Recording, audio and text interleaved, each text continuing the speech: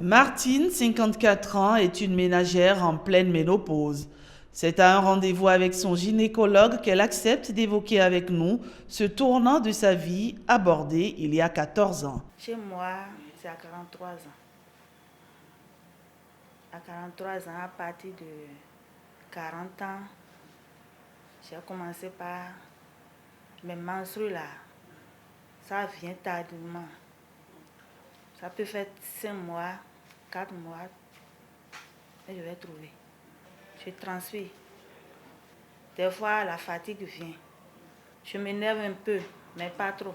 Irrégularité du cycle, maux de tête, prise de poids, crise d'angoisse et bouffée de chaleur aussi pour Colette, une quinquagénaire, mais encore. La plante du pied là, c'est comme si tu marches là, c'est comme si tu piétines des cailloux. Tu piétines des cailloux, ça fait tellement mal beaucoup n'arrivent pas à supporter.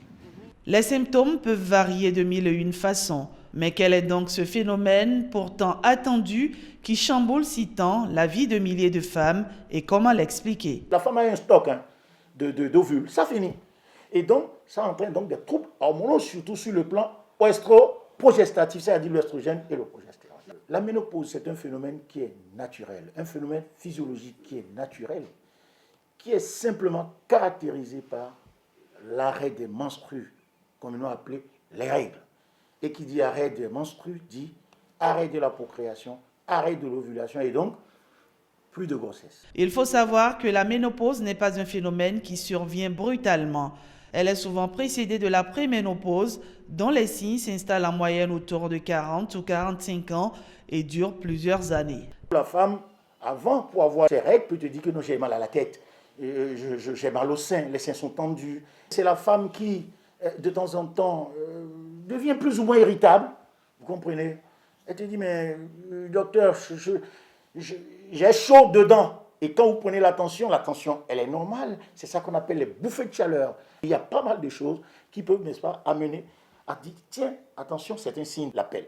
La peau n'est plus comme avant, pas que ça devient friable comme une vieille, mais vous sentez quand même que la texture n'est plus la même. Elle devient irritable, elle a des arthralgies parfois, elle perd même les cheveux. C'est pour cela qu'il faut se rendre à l'hôpital dès qu'on a ces signes. Certaines femmes, en revanche, entrent en ménopause précocement ou tardivement. L'âge idéal, c'est de 45 à 50 ans. La dame doit s'attendre à la disparition des règles. Mais il existe les ménopauses précoces qui peuvent survenir à 37 ans, à 38 ans, à 39 ans, à 40 ans. Et donc, la bière, l'alcool, ce ne sont pas des comportements qu'il faut avoir, d'accord? Et aussi d'autres qui sont des ménopauses tardives. La dame va même au-delà de 50 ans. Pour beaucoup de femmes, la ménopause est source de souffrance. Mais Martine l'assure, pour elle, ça a plutôt été une libération. Si on met ça en tête là, c'est ça qui perturbe l'organisme. Moi, je n'ai pas eu peur. Lorsque ça m'est arrivé, je suis contente même. Pour ne pas tomber en grossesse et on... Voilà une dame qui vous dit, elle s'y est préparée. Elle n'est même pas allée voir un médecin par rapport à... Parce qu'elle savait, elle s'y attendait. Et c'est même ça qui est bien. Dans la perception masculine, une femme ménopausée est une vieille femme desséchée et aigrie dont personne ne voudrait plus. Serait-ce une maladie? Non. Est-elle synonyme de vieillesse? Pas toujours. Signe-t-elle la fin de la sexualité? Non, même si la libido en prend un coup. L'amour, des fois, je n'ai pas envie de faire ça. Mais ça, des fois, ça me plaît. Mais ce n'est pas comme au début.